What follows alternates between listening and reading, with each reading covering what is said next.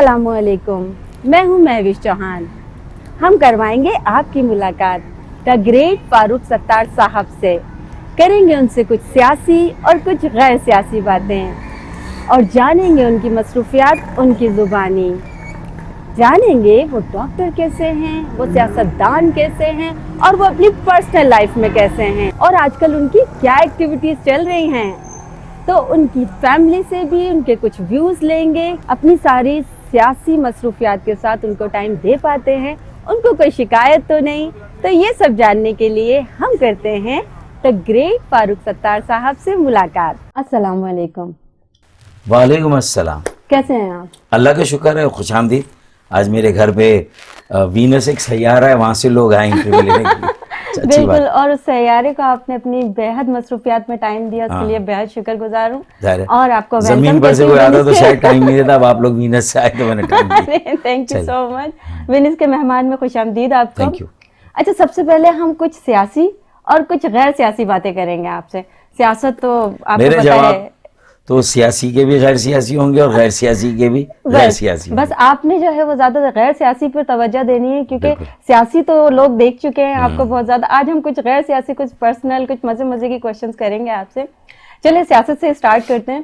اور سب سے پہلے تو لوگ جانتے ہیں کہ ڈاکٹر فاروق ستار پہلے ڈاکٹر پھر سیاستدان، تو ڈاکٹر بننے سے سیاستدان بننے تک کا سفر کیسا رہا؟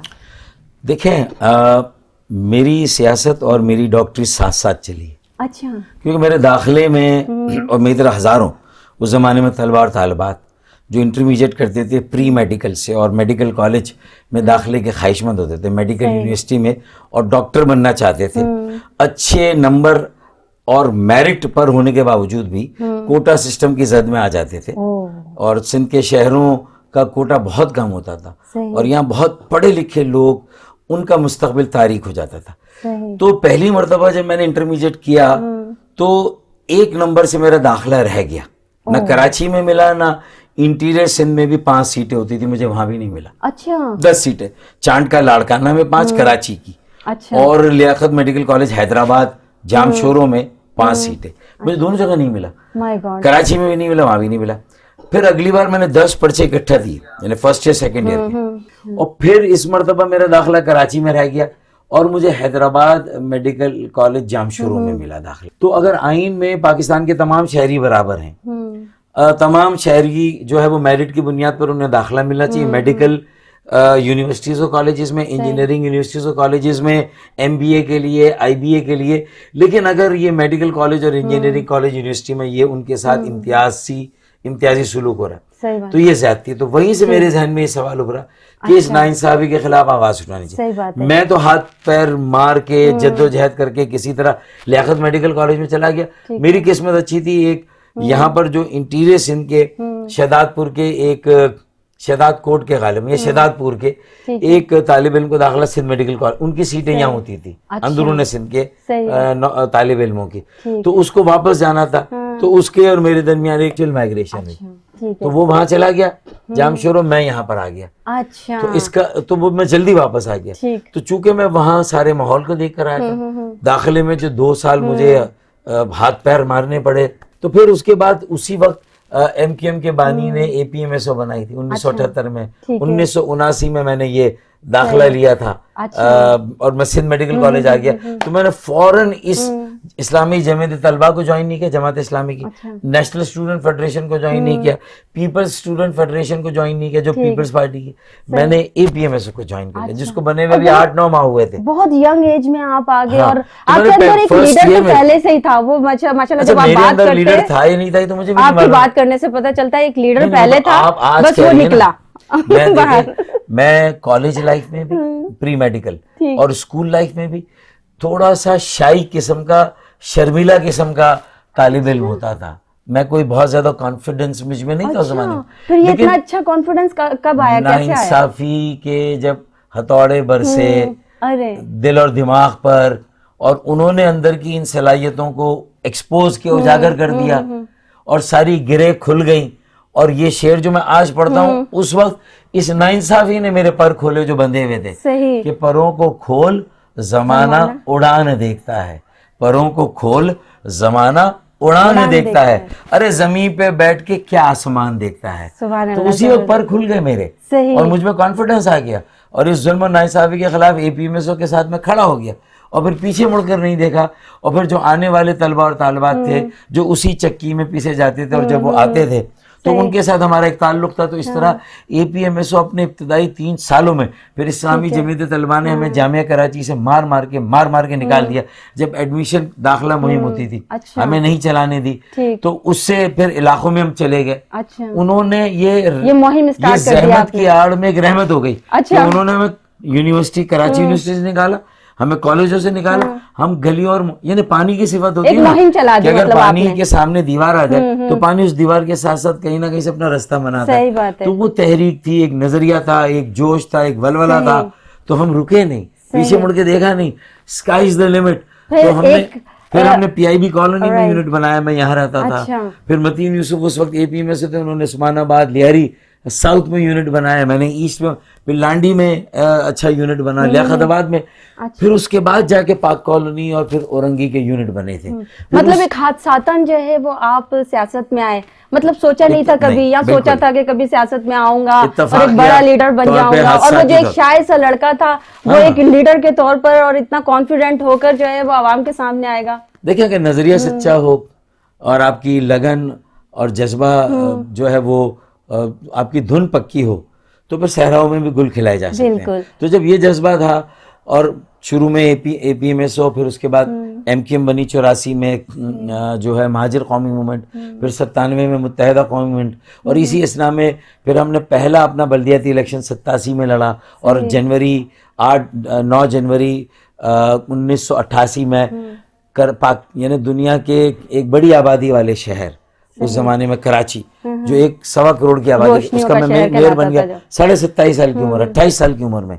تو اس کا مطلب ایک ایسا سیاسی عمل تھا جو نوجوانوں کا تھا, نظریاتی تھا, شہری علاقوں سے تھا, اور اس میں جو ہے وہ پڑھے لکھے نوجوان تھے. آپ لیڈ کرتے تھے انہیں؟ نہیں, دیکھیں میں تو بلدیہ میں لیڈ کرتا تھا, لیکن doctor Imran Farooq secretary general تھے APMSO کے, میں تو APMSO کا اس طرح, میں تو PIB یعنی زون B کا میں انچارج تھا.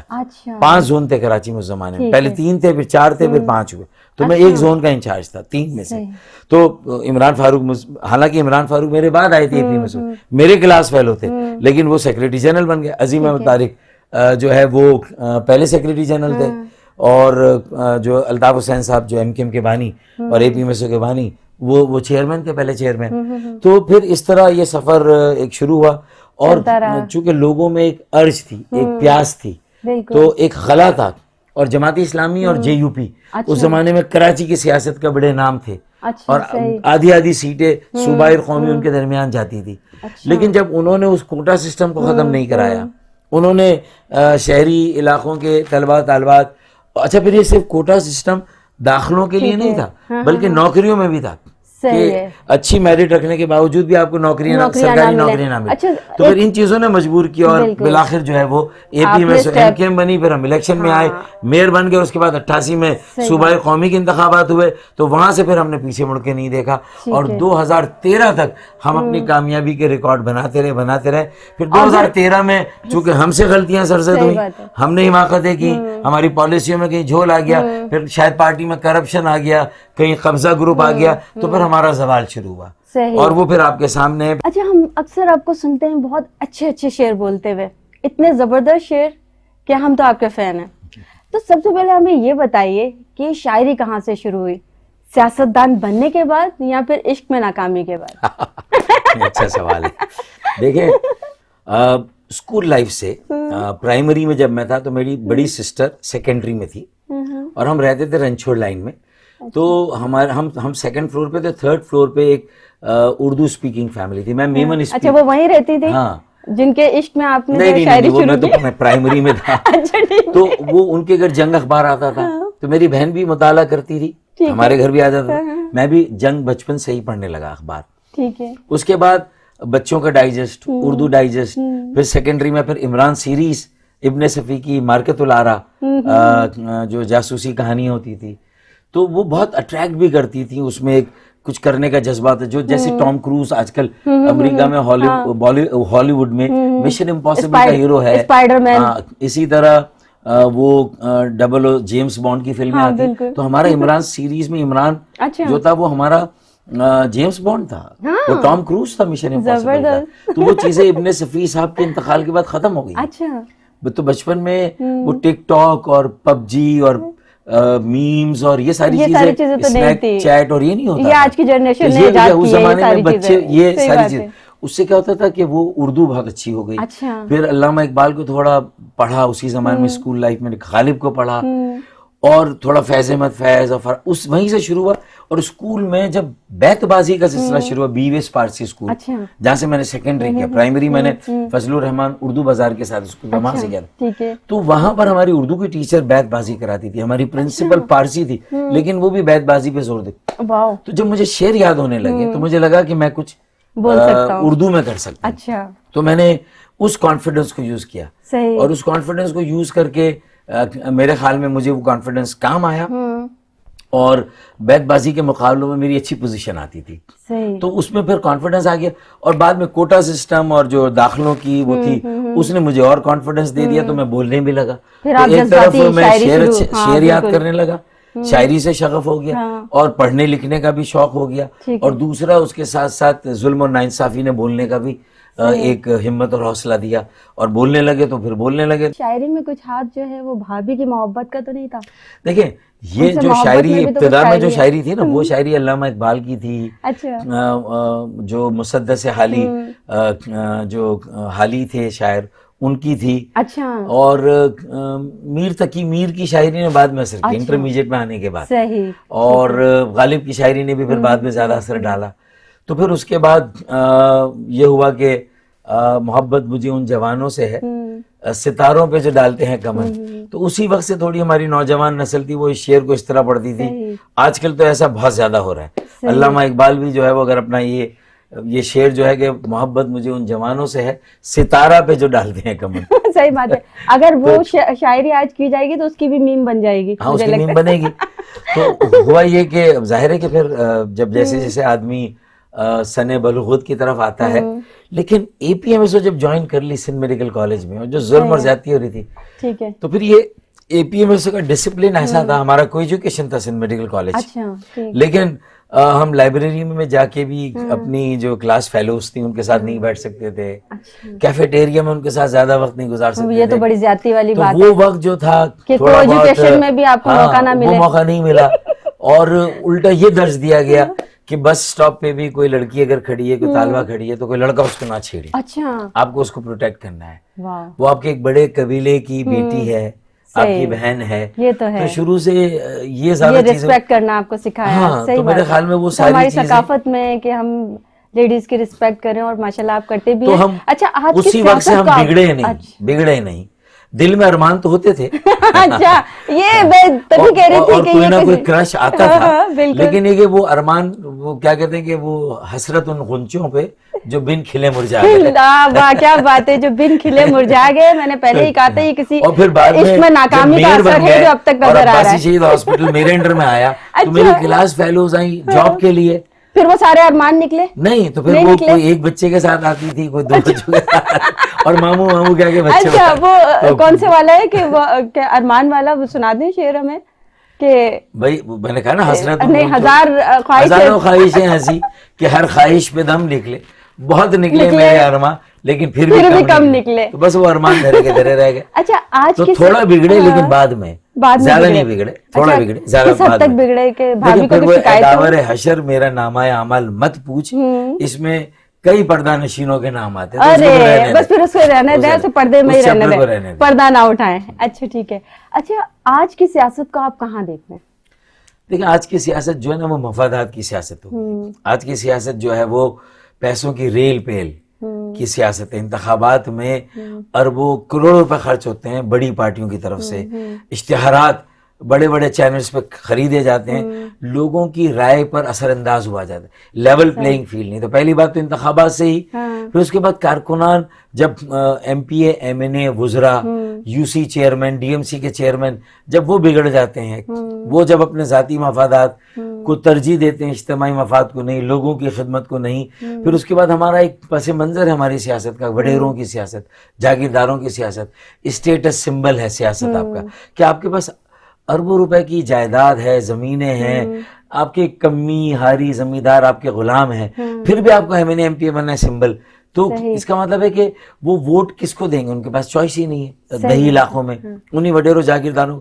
تو آج کی سیاست پاکستان کی شروع سے سیاست میں مفادات, لیکن اب تو یہ اتنی کھل کر آ گئی ہے کہ ہم یہ دیکھتے ہیں کہ سینٹ کا چیئرمین کسی کے پاس اکثریت ہے, وہ کسی اور کا چیئرمین منتخب ہوتا ہے. تو اس کا مطلب ہے کہ پیسوں کی سیاست, مفادات کی سیاست, اپنے ذاتی مفاد کی تکمیل کی سیاست ہے, مطلب, اور موروثی سیاست, خاندانی سیاست, کہ ایک ہی خاندان سے ایم پی اے بھی ہیں, ایم این اے بھی ہیں, ڈسٹرکٹ چیئرمین بھی ہیں, یو سی چیئرمین بھی ہیں, مطلب جو جیتا وہ وزیر, جو ہارا وہ مشیر, اور باقی جو بچے وہ بنا دیے گئے سفیر اور باہر کے ملکوں میں بھیج دے گئے. یہ سلسلہ ہے چل. اچھا, آج کل آپ کی کیا ایکٹیویٹیز؟ اور یہ ایم کیو ایم اس بیماری سے باہر تھی. اچھا, یہ بیماری ایم کیو ایم میں نہیں لگی تھی, لیکن پھر یہ بیماریاں ایم کیو ایم میں بھی لگ گئی, اور ایم کیو ایم میں بھی یہ خرابیاں پیدا ہو گئی. مشرف صاحب کے زمانے میں جہاں ہمیں اختیار ملا, وسائل ملے, 2001 کا جو بلدیاتی قانون تھا, تو اس سے جو اس وقت کے میئر تھے اور مشرف صاحب کی سرپرستی, گورنر ڈاکٹر اشرت العباد کی سرپرستی, ایم کیو ایم کے بانی کی سرپرستی, پوری پارٹی ساتھ تھی, تو ایک تھوڑا سا انقلاب ترقی کے کاموں کا, تعمیر کے کاموں کا آیا, اور تھوڑا کراچی میں فلائی اوورز بنے, کراچی میں سگنل فری کوریڈور بنے, کراچی میں جو ہے وہ پانی K3, میں نے K2 منصوبہ دیا, 10 کروڑ گیلن پانی کا اضافی یومیہ پانی کا. مصطفیٰ کمال صاحب تھے, انہوں نے, اور مشرف صاحب نے 10 کروڑ اضافی K3 دیا. اب K4 2008 کے بعد سے لٹکا ہوا ہے. صحیح بات ہے. وہ مفادات اور سیاسی جماعتوں کے درمیان فٹ بال بنا ہوا ہے. پی ٹی آئی مرکز میں, صوبائی حکومت پیپلز پارٹی کی, اور بلدیہ میں اب تک ایم کیو ایم تھی. تو تینوں ناکام ہو گئی, تینوں اس منصوبے کو شروع کرنے میں ناکام. پیپلز پارٹی کے پاس واٹر بورڈ تھا, بڑی ذمہ داری پیپلز پارٹی کی تھی. پہلے یہ واٹر بورڈ کا محکمہ میرے انڈر میں تھا جب میں میئر تھا, مصطفیٰ کے انڈر میں تھا جب وہ میئر تھے, لیکن جب وسیم اختر میئر بنے تو ان کے پاس یہ محکمہ نہیں تھا. ٹھیک ہے. اچھا, تو وسیم اختر کا کچھ حد تک رونا صحیح ہے کہ ان کے پاس وہ اختیارات اور وسائل نہیں تھے جو مصطفیٰ کے پاس تھے, یہ کسی حد تک میرے پاس تھے, لیکن میرے اور ان کے اختیارات اور وسائل تقریباً برابر تھے. لیکن میرے زمانے میں کچرا اٹھتا تھا, میرے زمانے میں ہم کچھ نہ کچھ کر کے گٹر, جو گٹر کے مسائل تھے, سیوریج اوور فلو, وہ ہم ٹھیک کر دیتے تھے. لیکن وسیم بھائی نے بدقسمتی سے, اور پھر خالد مقبول چونکہ سربراہ ہیں ایم کیو ایم کے, انہوں نے بنیادی چیزوں پر توجہ نہیں دی, اور جو بھی وسائل ملے پیپلز پارٹی کی صوبائی حکومت سے, ان کو کہاں خرچ کیا یہ نہیں معلوم ہے. تو یہ ایک سوال ہے. اور پھر 4 سال تک آپ اقتدار میں بیٹھے رہے, اگر اختیارات نہیں تھے, وسائل نہیں تھے, اور جو وسائل ملے ان کو بھی صحیح استعمال نہیں کیا, تو پھر آپ 4 سال بعد اگر یہ رونا روتے ہیں, پھر مگرمچھ کے آنسو. آپ ایک سیاستدان, ایک ڈاکٹر, اور اتنی ساری سوشل ایکٹیویٹیز,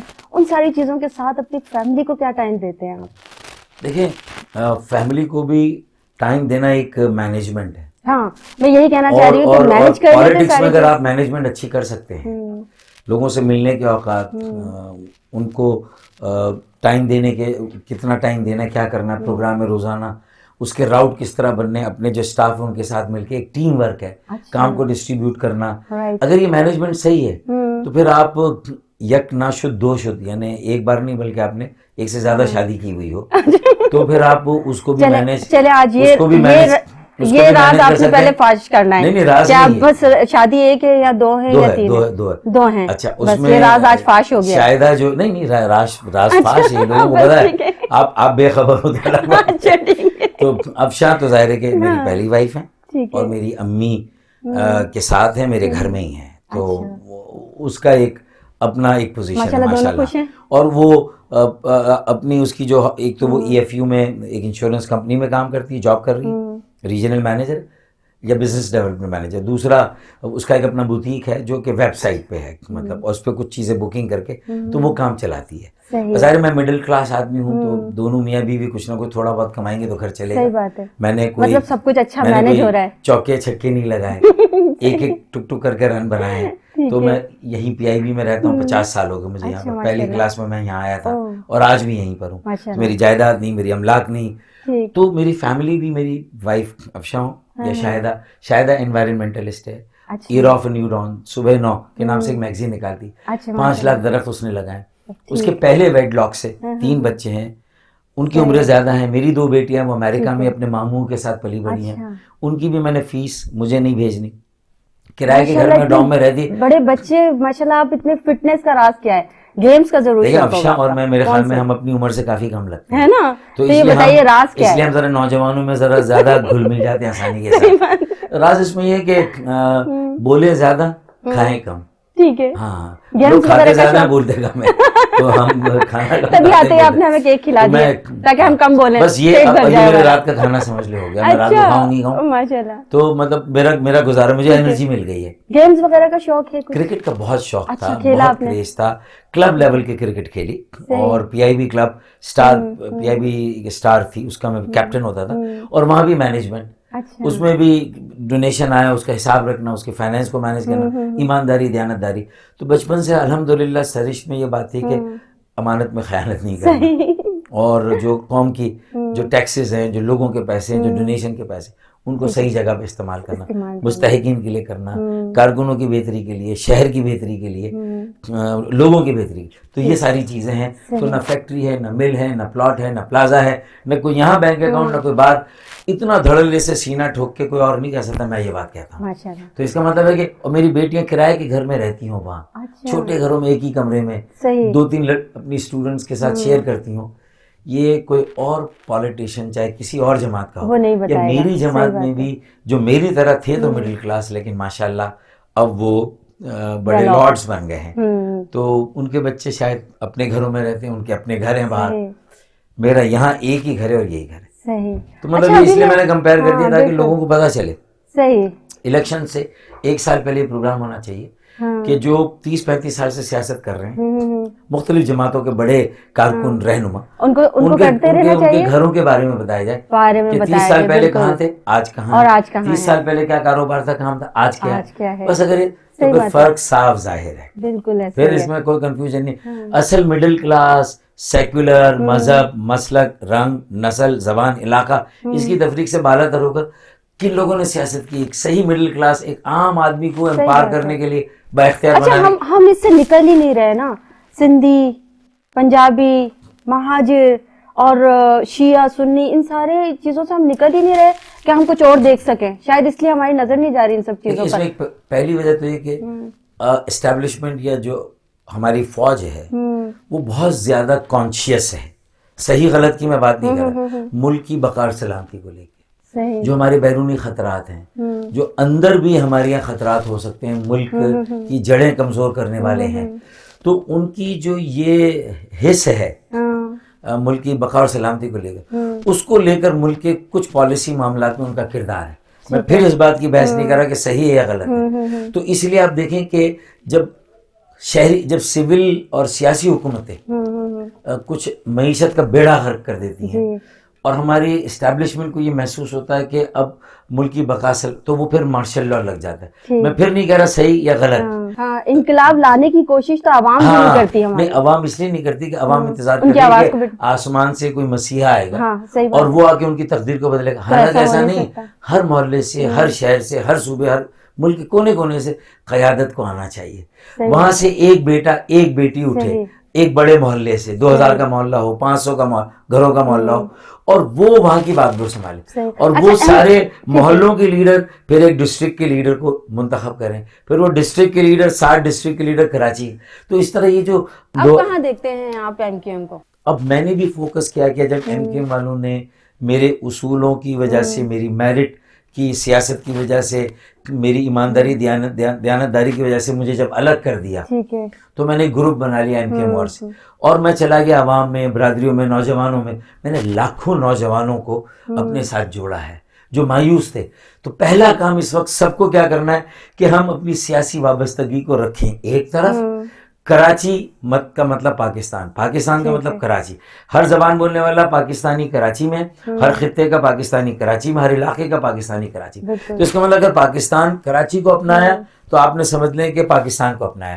کراچی کو بچایا اور بنایا تو سمجھ لیں آپ نے پاکستان کو بچایا بنایا. تو وے فارورڈ کیا ہے، آگے کیا کرنا ہے، ایم کیو ایم کو بھی جوڑنا ہے. یہ تو کراچی والے منتخب کریں گے نا، نہیں لیکن ان کو گائیڈ تو کریں گے. اور منتخب کیسے کریں گے کہ اگر وہی شکلیں ہوں گی، وہی چہرے ہوں گے جن کے اوپر بیگیج ہے ماضی کا، اب چاہے وہ تشدد کا ہو چاہے کرپشن کا ہو، جن کے اوپر ایک لگا ہوا ہے. تو صاف چہرے جو ماضی کے ہیں، سینئر، صاف، قابل قبول، قابل اعتبار، وہ 4-5 چہرے آگے آ جائیں اور ایک شہری سیاست میں آگے آئیں. اور نوجوانوں کو انٹرا پارٹی الیکشن کرا کے 65% کوٹا 40 سال سے کم عمر کے نوجوانوں کو دے پارٹی میں، ہر اسٹرکچر میں. اور اگلے بلدیاتی انتخابات صوبہ اور قومی میں بھی 65%. یہ میرا کلیم ہے. دیکھیں عمران خان نے، پی ٹی آئی نے کلیم کیا یوتھ کی تصویر تو بڑی، لیکن 5% بھی یوتھ کو ٹکٹ نہیں دیے. ٹکٹ دیے الیکٹیبلز کو، انہی گھوڑوں کو، اسی استبل کے گھوڑوں کو جہاں کرپشن کے نشانات ہیں، کرپشن کے انبار لگے ہوئے ہیں، کرپشن کی غضب کہانی وہاں پر ہے، انہی کو موقع دیا.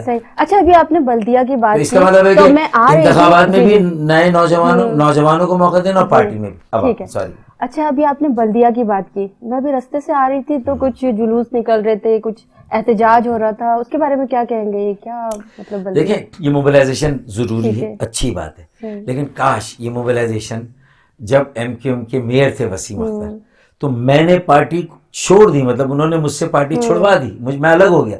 لیکن میں یہ وصیت کر کے آیا تھا کہ دیکھو 3 سال سے زیادہ بلدیہ میں مت رہنا، اختیارات نہیں ہے، وسائل نہیں ہے، اور جو تھوڑے بہت ہے یہ بھی چھینے جائیں گے. تمہارا بلدیہ کا ٹائم پورا ہو رہا ہے، 3 سال میں استعفیٰ دینا، منہ پہ مارنا، احتجاجی تحریک اسی وقت شروع کرنا. رونا نہیں رونا اختیارات کا اور وسائل کا، بلکہ اپنے مطلب ہے کہ اپنے بل بوتے پر اختیارات لینا. 1500 کاؤنسلر جا کے بیٹھ جاتے میئر کراچی وسیم بھائی کے ساتھ، اور خالد مقبول سربراہ آتے تو فاروق ستار بھی مجبور ہوتے وہاں جاتے ہیں، فاروق بھائی، مصطفیٰ کمال بھی مجبور ہوتے ہیں، وزیر اعلیٰ اس پہ دھرنا دیتے پھر اختیار. لیکن اب پانی سروں سے بہت اوپر ہو گیا. اب اکیلے یہ والی ایم کیو ایم جو خود عوام میں اپنا اعتبار کھو چکی ہے، خود اس کی ساکھ کو ایک بہت بڑا ڈینٹ لگ گیا. میں یہی کہنا چاہتی ہوں آپ سے، یہ موبلائز نہیں کرتے. اچھا اب ایم کیو ایم کا آپ کہاں دیکھتے ہیں اور اس کا فیوچر کیا ہے؟ دیکھیں میں نے بتا دیا ساکھ ایم کیو ایم کی بہت نیچے آ گئی ہے، ایم کیو ایم زمین پر گر گئی ہے، اسے اپنے پیروں پہ کھڑا کرنا ہے. تو میں نام نہیں لینا چاہتا، لیکن ایم کیو ایم کے اندر جو بھی بہتر چہرے ہیں وہ میرے ساتھ کھڑے ہو جائیں، چاہے وہ ایم کیو ایم چھوڑ کے میرے ساتھ آئیں یا مجھے ایم کیو ایم میں لے کے پھر ہم ایم کیو ایم کے بگاڑ اور خرابی کو دور کریں. انٹرا پارٹی الیکشن کرا کے 35 میں سے 35 سال سے کم عمر کے نوجوان بیٹوں اور بیٹیوں کو ہم رابطہ کمیٹی میں لے آئیں، پارٹی کے ہر اسٹرکچر میں لے آئیں، اور اگلے بلدیاتی انتخابات کے لیے ابھی سے علاقوں میں ہم نوجوانوں کی سی وی ڈیٹا جمع کریں اور ابھی سے اعلان کریں کہ 65% اگلا میئر کراچی کا 35 سال سے کم عمر کا بیٹا ہوگا، ایک ڈپٹی میئر کراچی کی بیٹی ہوگی انشاءاللہ تعالیٰ. اچھا اس حوالے سے آپ کی کیا ایکٹیویٹیز ہے آج کل؟ دیکھیں یہ جو میں نے جواب دیا آپ کے، یہ تو میری سرگرمی کہ 3 سال سے ایم کیو ایم سے جب مجھے الگ ہونا پڑا تو میں نے پیچھے مڑ کے نہیں دیکھا، میں نے گیو اپ نہیں کیا، میں نے سرنڈر نہیں کیا، میں مایوس نہیں ہوا. when the going gets tough the tough gets going، کہ حالات کتنے ہی سخت ہو، جو سخت جان ہوتا ہے جس کے اعصاب اللہ تعالیٰ کی طرف سے مضبوط ہوتی تو پھر وہ اور زیادہ لوگوں میں جا کر عوامی سیاست، نظریاتی سیاست، اور 84 کی ایک middle class urban youth educated جو ایک سیاسی عمل تھا میں اس کو بحال کر رہا ہوں. پڑھے لکھے نوجوان متوسط طبقے کے، تو میں نوجوانوں میں گیا، کالجوں میں گیا، یونیورسٹی میں گیا، ان کے کانفرنسز، ان کے سیمینار میں، مشاعروں میں، محفل سما میں، محفل نعت میں، محفل میلاد میں، مجالس میں ہر درس کے پروگرام میں ہر پروگرام، کرکٹ ٹورنامنٹ، مطلب اور روزانہ 2 3 4، اور وہاں جا کے میں یہ تبلیغ کرتا ہوں سیاسی میں، کیونکہ دیکھیں 10 اوور رہ گیا، 50 اوور کا میچ تھا. بالکل. اب اس 10 اوور میں غلطیاں نہیں کرنی جو 40 اوور میں جیتا ہوا کون نظر آ رہا ہے. دیکھیں میں بتا رہا ہوں، اگر غلطیاں ہم نے نہیں کی جو 40 اوور میں ٹھیک ہے گریز کیا، اور ہم نے اس میچ کو بچانے کے لیے اپنی جو ہے وہ تن من کی بازی لگا دی ہم نے، اور اگلے میچ کی ٹیم تیار کر دی. صحیح ہے. تو انشاءاللہ ہماری فیلڈنگ کیسی ہے، ہماری بالنگ کیسی ہے، اور ہماری بیٹنگ کیسی ہے اس میں؟ دیکھیے فیلڈنگ میں ہم کیچز بہت چھوڑ رہے ہیں, دیکھیں نا جبھی تو پاکستانی وہ ٹیم کی کیچز طرح کیا ہمیں تھوڑا تھے, سا وہ focus کرنا اختیارات ہوگا. دے, یہ کیچ چھوڑو نا, اسپتال لے گئے نا, کیچ چھوڑ دیا آپ نے, 4 سال بیٹھے رہے, وہ اختیارات لے گئے, آپ کو پیسے نہیں دیے, آپ نے کیچ چھوڑ دیے. صحیح, فیلڈنگ پہ توجہ دینی ہے ہمیں, فیلڈنگ پہ توجہ دینی ہے, اپنی صفوں کو دوبارہ سے صفارہ ہونا ہے, منظم ہونا ہے, عوامی لوگوں میں جانا, گلیوں محلوں میں چوباروں میں جانا, کھڑے ہونا وہاں کہ لوگوں کو اپنے ساتھ ملانا, عوامی ہونا چاہیے, عوامی ہونا چاہیے. ایک لیڈر کا عوامی ہونا بہت ضروری ہے. پہلی بات تو وہاں حجاب ہے, ڈر ہے, خوف ہے, عوام میں جائیں گے کیسے اس پرفارمنس کو لے کر؟ تو احتجاج کیا ہوگا؟ 1000-2000 لوگوں سے احتجاج تھوڑے, تو 20 ہزاروں لوگ چاہیے, لاکھوں لوگ. میرا ایم کیا ہے کہ اختیارات بھی لیں گے, وسائل بھی لیں گے, لاکھوں نوجوانوں کی موبلائزیشن کریٹ کریں گے, اچھے 65% UC چیئرمین اور میئر 35 سال سے کم عمر کے دیں گے, اور اس کے ساتھ ساتھ آخر میں 4 سال کے بعد اگر میئر کو بھی کامیاب نہیں ہونے دیا تو 10 لاکھ کا احتجاج کریں گے, مزار قائد پہ بٹھائیں گے, پھر دیکھتے ہیں کہ ہم نے اگر پاکستان بنایا تھا, ہم پاکستان بنانے والوں کی اولاد ہیں, تو پھر اس پاکستان میں اپنا حق بھی لے سکتے ہیں. سر اٹھا کر چلیں گے, سر اٹھا کر جیئیں گے, خیرات نہیں اپنا حق لیں گے. 4000 ارب کا ٹیکس دیتے ہیں, 40 ارب ملتا ہے, 400 ارب روپے لیں گے, یہ میسج ہے. صحیح بات ہے. اچھا, ہم نے سوچا تھا کہ سیاست پہ تو بہت بات ہوتی ہے, کچھ سیاسی اور کچھ غیر سیاسی باتیں کریں گے, تو ہم جاننا چاہتے ہیں کہ ڈاکٹر فاروق ستار اپنی پرسنل لائف میں کیسے ہیں, اپنا دن کیسے گزارتے ہیں, اور کیا ایکٹیویٹیز ہوتی ہیں دیکھیں سیاست سے ہٹ کے. اب دیکھیں بات یہ نا کہ اگر ہم غیر سیاسی محفلوں میں بھی جاتے ہیں, وہاں بھی ہم تو اپنی سیاسی باتیں ہی کریں گے, لیکن ابھی تھوڑی سی ہمیں غیر سیاسی باتیں, آپ کے چاہنے والے سننا چاہتے ہیں کہ ڈاکٹر فاروق ستار اپنی پرسنل لائف میں کیسے ہیں, انہیں پتا ہے ڈاکٹر کتنے اچھے, انہیں پتا ہے سیاستدان کتنے اچھے ہیں. میری بیٹیاں جب امریکہ سے آتی ہیں, ایک نے فزکس میں PhD کر لی, ماشاءاللہ اس کی شادی بھی ہم نے کر دی, اور 15 فیملیز کو بلایا تھا دبئی میں. مجھے امریکہ کا ویزا نہیں مل رہا تھا اس وقت, میرے ہونے والے داماد کو کراچی پاکستان کا ویزا نہیں ملا, تو پھر ہم نے دبئی میں, ہمارے لیے آسان ہو گیا, کم خرچ بالا نشین, تو ماشاءاللہ وہ بھی فزکس میں PhD ان کا میاں.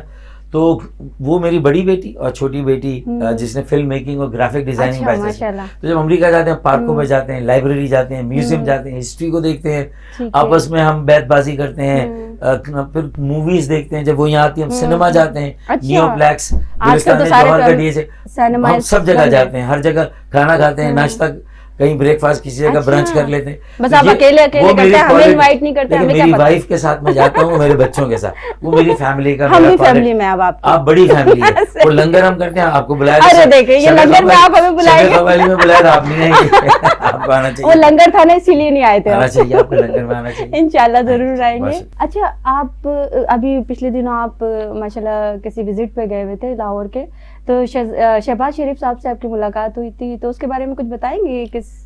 تو میں نے ابتدا کی لاہور چلا کے شہباز شریف صاحب سے میری ملاقات ہوئی, اور انہوں نے اتنی گرم جوشی سے مجھے ملے, جتنی میں نے ضرورت محسوس کی پاکستان کے 22 کروڑ عوام کے لیے کہ مجھے ان سے ملنا چاہیے, اس سے زیادہ مجھے ان کی ارج نظر آئی. میرے ساتھ تو ایک ہی لیڈر میرے ساتھ, کیا ویوز کیا تھے ان کے, مطلب نہیں, انہوں نے کہا کہ آپ نے بالکل صحیح کہا, کوئی ایک پارٹی, کوئی ایک فرد, کوئی ایک طبقہ اس ملک کے مسائل کا حل نہیں نکال سکتا. ہم سب کو ایک قومی ایجنڈا ہمیں بنانا ہوگا اور اس پر عمل کرنا ہوگا. تو میرے خیال میں یہ بہت بڑی ڈیولپمنٹ ہے. تو میں وہاں گیا, اب میں انشاءاللہ سراج الحق صاحب جماعت اسلامی کے رہنما, ان سے ملوں, چودھری شجاعت, پرویز الہی, PMLQ, پھر شاید مولانا فضل الرحمان سے ملوں گا, اور اسفندیار ولی ANP کے, ان سے ملوں گا, اور پھر یہاں کے اپنی جو مقامی سیاست کی ان سے بھی ملوں گا میں انشاءاللہ. تو یہ میں کر رہا ہوں. نئے آنے والے سیاستدان جو ہیں اور جو قدم رکھنا چاہتے ہیں, یوتھ کے لوگ آنا چاہتے ہیں, اور جو اب سیاست چل رہی ہے, اور جو اب سیاست کو آپ کہاں دیکھ رہے ہیں, اس کے بارے میں کوئی ایک میسج دینا چاہیں گے؟ دیکھیں, میں صرف یہ کہوں گا کہ مایوسی, سب سے پہلا کام ہم سب کو مل کے کہنا ہے کہ کوئی اور نہیں ہے تو ہم ہیں آپ کے ساتھ, لوگوں کے ساتھ کھڑے ہو جائیں. ٹھیک ہے, جہاں مسائل کھڑے ہو جائیں, حل نہ کر سکیں لیکن کوشش کریں, گروپ بن جائے یوتھ کے, DC کے آفس جائیں, اسسٹنٹ کمشنر جائیں, واٹر بورڈ کے آفس جائیں, علاقوں میں محلوں میں اچھے لوگ آ جائیں, اللہ کا ڈر, لوگوں کا درد, پرخلوص اور بے لوث خدمت کا جذبہ, ایسے لوگوں کو نکالیں اپنے محلوں سے, معاشرے سے, اور وہ اس کام پہ مامور ہو جائیں. اور وہی پھر بلدیاتی انتخابات میں, چاہے اگر MQM کا قبلہ صحیح ہو جاتا تو MQM سے, ورنہ کوئی اچھا شہری گروپ بنائیں گے اس سے. تو یہ اور وہ تیار کریں, وہ آ جائیں, کسی اور طرف نہ دیکھیں, بس وہ خود نکل پڑے اور اپنے علاقے, اپنے محلے کو سنبھال لیں. میں ان کی سرپرستی کروں گا انشاءاللہ تعالی, ایک اچھا میئر دوں گا کراچی کو. تو یہ کام تو ہو گیا یوتھ کے لیے. اور اگر یوتھ میری یہ بات سمجھ جائے, لوگوں کے ساتھ کھڑے ہو جائیں, ان کے مسائل حل کرنے کے کام پہ لگ جائے, تو بس سمجھ لیں کہ کچھ دیر کی خاموشی ہے, پھر شور آئے گا, ہر حال میں آئے گا. کچھ دیر کی خاموشی ہے, پھر شور آئے گا. ارے تمہارا صرف وقت آیا ہے, ہمارا دور آئے گا, نوجوانوں کا دور آئے گا, کراچی والوں کا دور آئے گا. پاکستان زندہ باد. پاکستان زندہ باد. تھینک یو سو مچ فاروق ستار صاحب, آج آپ نے اپنی بہت ساری مصروفیات میں سے اتنا قیمتی وقت ہمیں دیا, بہت شکر گزار ہیں. آپ نے ہمیں جوائن کیا, انشاءاللہ آگے بھی آپ سے ملاقات ہوگی, بات ہوگی. آپ کی کیا ایکٹیویٹیز چل رہی ہیں, آپ سیاست کو کہاں دیکھتے ہیں, کیا کام کر رہے ہیں, یہ سب ہم اپنے ناظرین کو دکھائیں گے. اور آج کے لیے بہت شکریہ. تھینک یو سو مچ.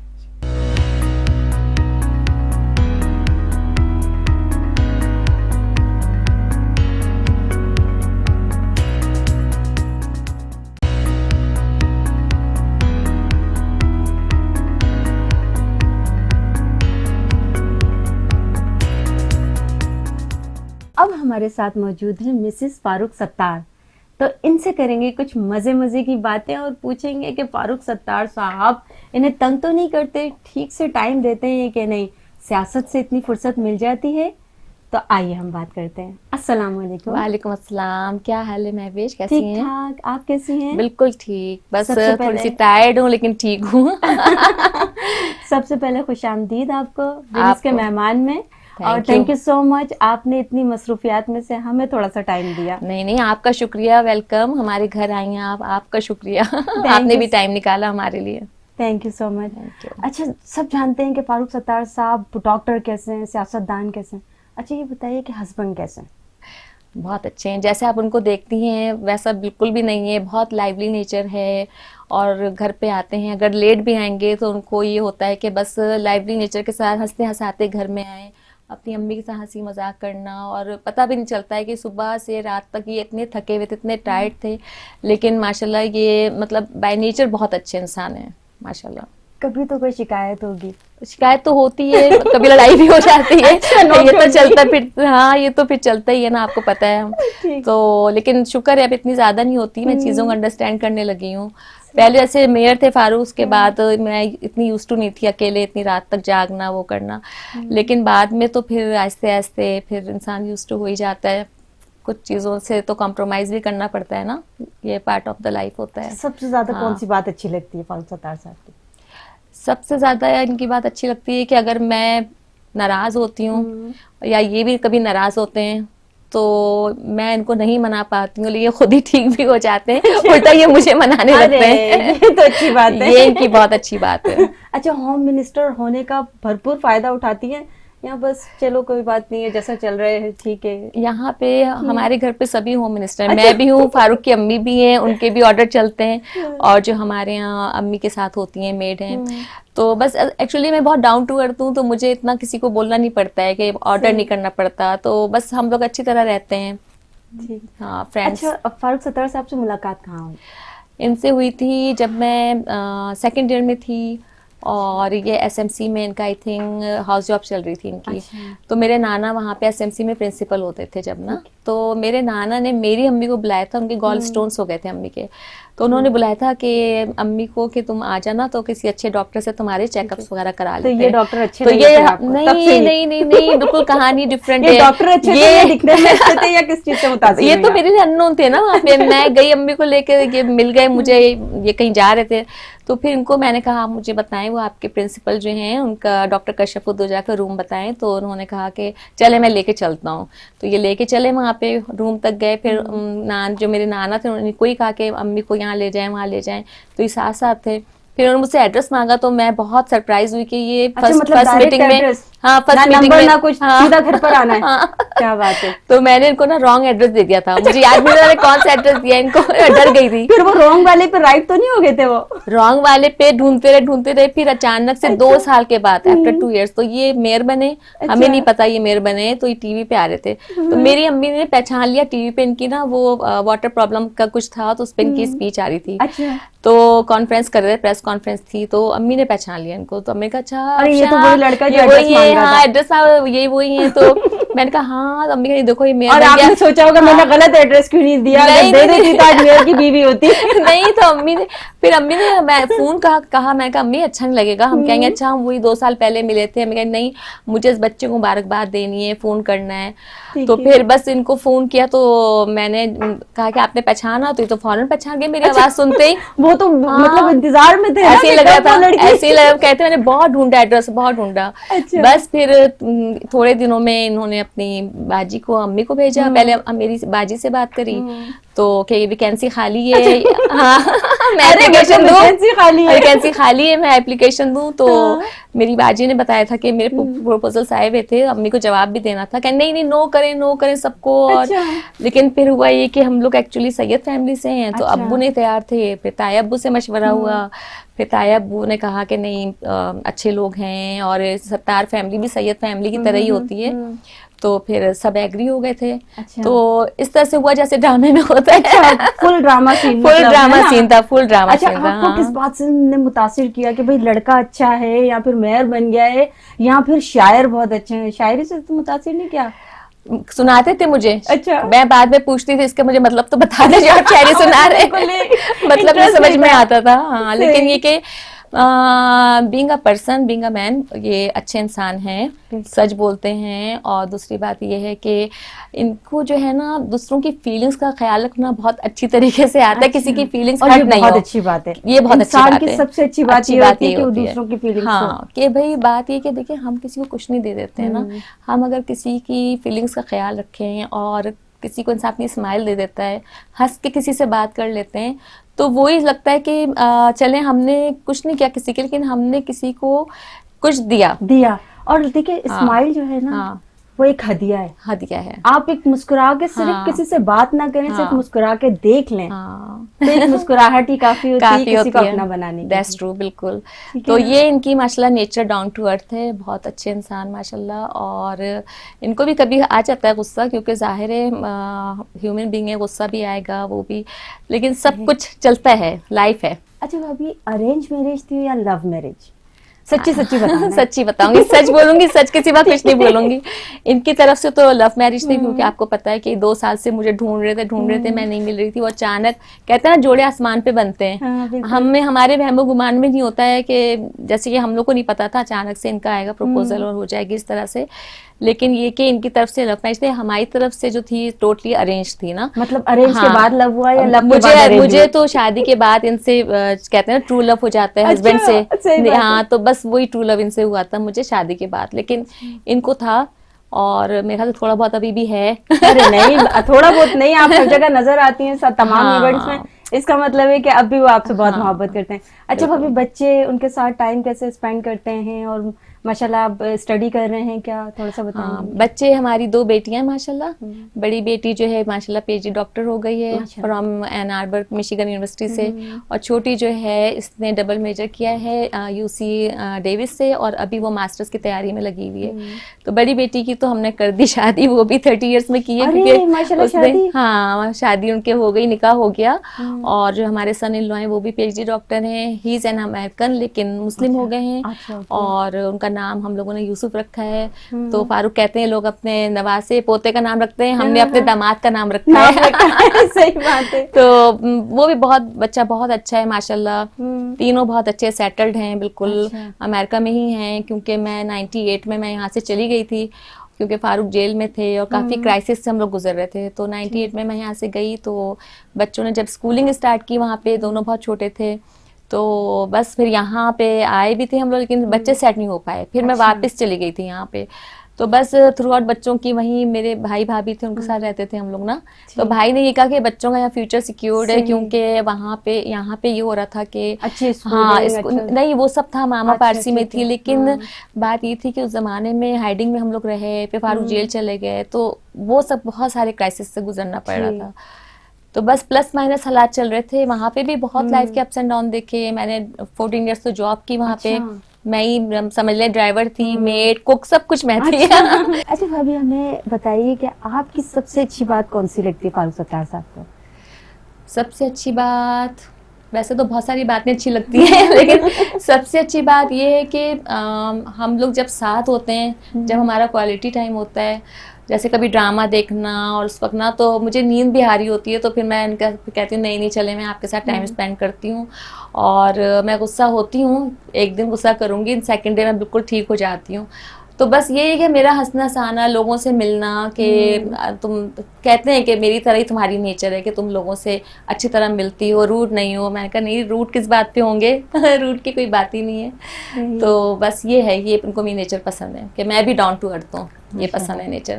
اچھا, آپ کی کیا ہابیز ہیں, ٹائم سارا دن کیسے اسپینڈ کرتی ہیں, کیا ایکٹیویٹیز رہتی ہیں, تھوڑا سا ہم سے شیئر کریں. بالکل, میں تو سمجھ لیں جب یہاں تھی پاکستان میں تو سنس 1994 نا, تو مجھے بہت شوق تھا ڈیزائننگ کا, کپڑے ڈیزائن کرنے کا. اکثر ایسا ہوتا تھا رات کو بھی میں اپنی امی کو اٹھاتی تھی کہ امی مجھے ایک ڈیزائن مجھے یاد ہے, آپ جلدی سے کٹنگ کریں, گھر کی وہ کٹنگ کر کے پھر میں وہ سی بھی لیتی تھی. اور میں بروک بانڈ میں کمپیوٹر ڈپارٹمنٹ میں جاب کرتی تھی, اور میں وہاں پہن کے بھی چلی جاتی. امی حیران کہ میں نے رات کو کٹنگ کیا اور اتنی شوق میں دیکھو پہن لیا.